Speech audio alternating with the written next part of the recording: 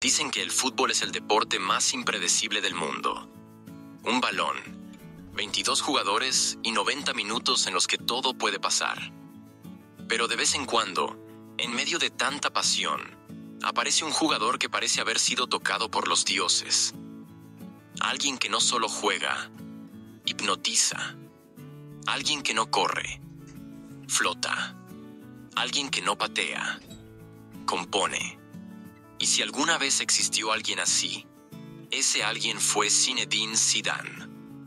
Nacido en las humildes calles de Marsella, criado entre dificultades y prejuicios, el joven Zizou no era solo otro chico con un balón en los pies. Desde pequeño, había algo en su mirada, algo tranquilo, casi frío, como si supiera que estaba destinado a algo más grande. Y cuando tocaba el balón, el mundo parecía detenerse.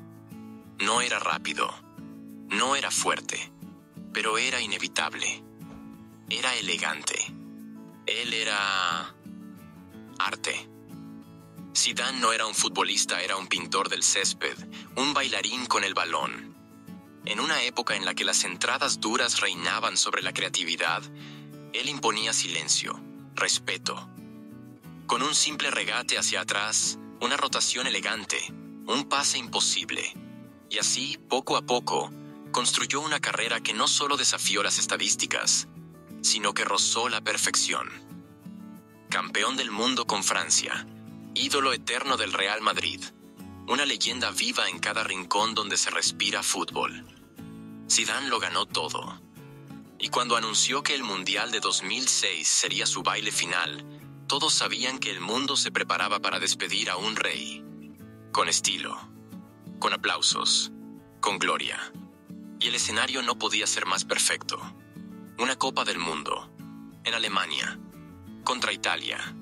Una final que paralizó al planeta.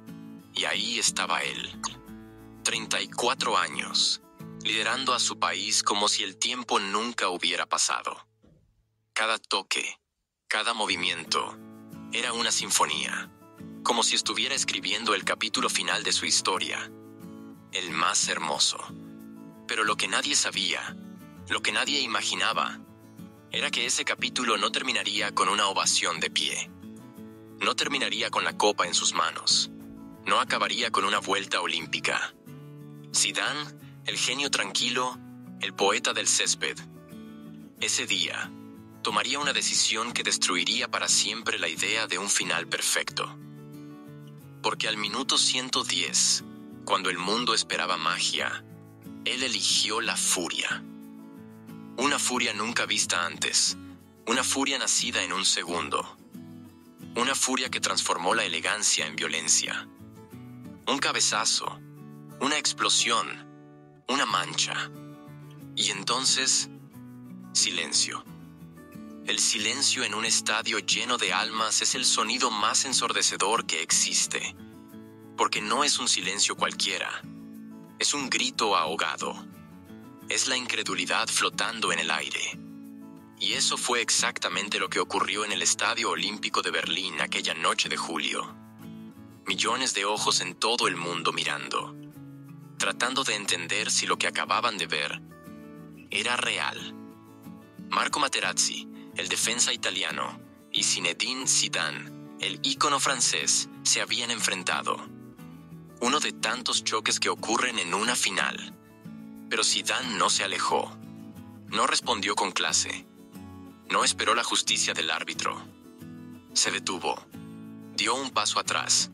Y como un toro provocado una última vez, bajó la cabeza y atacó. Un cabezazo brutal, segundo, violento, directo al pecho del italiano, que cayó como si su alma se hubiese escapado por la boca. Zidane, el mismo hombre que minutos antes había anotado un gol mágico de penal a Panenka, acababa de autodestruirse. Frente al mundo entero, frente a su nación, frente a su legado. El árbitro, confundido, consultó a los asistentes. En ese tiempo no existía el VAR, pero las cámaras captaron todo. Zidane fue expulsado. Una tarjeta roja que no solo lo sacó de la final, lo sacó del fútbol. Para siempre. Su último partido. Su momento final. terminó con una mancha imborrable. Al caminar por el túnel hacia los vestidores, Zidane no dijo una palabra. No miró hacia atrás, solo caminó, recto, como si supiera que no había regreso, como si aceptara, en silencio, que había destruido todo. No hubo lágrimas, ni disculpas, solo un vacío aplastante. Francia, sin su líder, sin su alma, cayó en los penales. Italia fue coronada campeona del mundo, y el mundo se dividió. Algunos nunca pudieron perdonarlo, otros jamás dejaron de amarlo, porque Zidane era humano, brillante, pero humano, capaz de la fantasía más hermosa y también de la furia más inexplicable. Días después, el planeta entero exigía respuestas. ¿Qué fue lo que dijo Materazzi para provocar tal reacción? ¿Cómo un hombre tan sereno pudo explotar justo en su despedida? Zidane rompió el silencio. Con voz firme, sin hacerse la víctima, dijo que fue provocado, que insultaron a su madre, que hay cosas que ni siquiera una Copa del Mundo puede justificar. Y fue ahí cuando comenzó el debate eterno. ¿Un insulto justifica una agresión? ¿Un genio tiene derecho a fallar si es provocado? ¿No es acaso ese el precio de la grandeza? ¿Saber controlarse incluso cuando estás herido? Zidane ganó títulos, admiración, respeto. Pero en su partido final, en su último suspiro como jugador, eligió algo que jamás podrá ser borrado. Una reacción humana, cruda, dolorosa, incomprensible, legendaria. Y es aquí donde la historia cobra un significado aún más profundo. Ahora, lo que nunca te contaron, lo que nunca fue titular, lo que nunca se dijo en entrevistas, lo que quedó flotando como un fantasma detrás de aquel cabezazo. Mira, la verdad es que Zidane no explotó en ese instante. Venía explotando desde hacía años. No era solo rabia, no era solo presión. Cargaba toda una vida de insultos, desprecio y orgullo herido. Desde la infancia, desde que era solo un hijo de inmigrantes argelinos intentando encajar en un país que lo veía como extranjero, como el otro. Desde los campos de tierra en Marsella, donde aprendió a jugar entre piedras y cicatrices, hasta los gloriosos céspedes de Madrid, Zidane siempre fue símbolo de algo más grande. No solo fútbol, resistencia, dignidad. Era el rostro elegante del inmigrante que no se arrodilla, que responde con talento, con silencio, con clase, pero también con fuego. Y ese fuego lo acompañó durante toda su carrera. No era novedad. Zidane fue expulsado 14 veces como profesional. No era un santo. Es que su talento siempre superó a sus demonios. Hasta esa noche. Porque esa noche, el fútbol no necesitaba un trofeo. Necesitaba un final poético. Zidane había cargado con Francia a sus espaldas, partido tras partido. Eliminó a Brasil con una clase que hizo llorar a muchos. A sus 34 años derramó su alma en cada jugada, como si el tiempo no existiera. Y cuando todo apuntaba a una despedida gloriosa, el universo, como tantas veces, decidió recordarnos que ni los más grandes pueden huir de sí mismos. Materazzi no era el enemigo. Era solo la chispa final.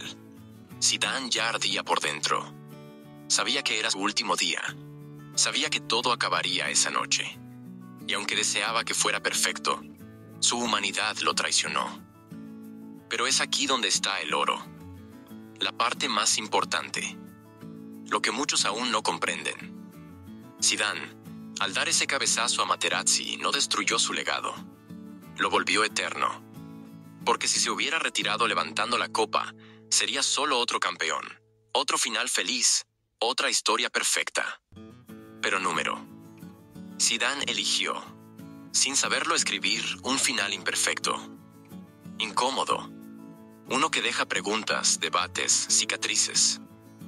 Y es exactamente eso, lo que lo transformó en leyenda. Los héroes perfectos son olvidados. Los héroes rotos viven para siempre. Zidane no fue ejemplo de autocontrol, ni modelo de paz. Fue real. Fue humano, capaz de la mayor belleza y del error más brutal. Por eso millones aún lo admiran, porque en él nos vemos a nosotros mismos, con luz y sombra, con gloria y caída, con arte y con furia. Hoy, casi 2 décadas después, ese cabezazo sigue vivo.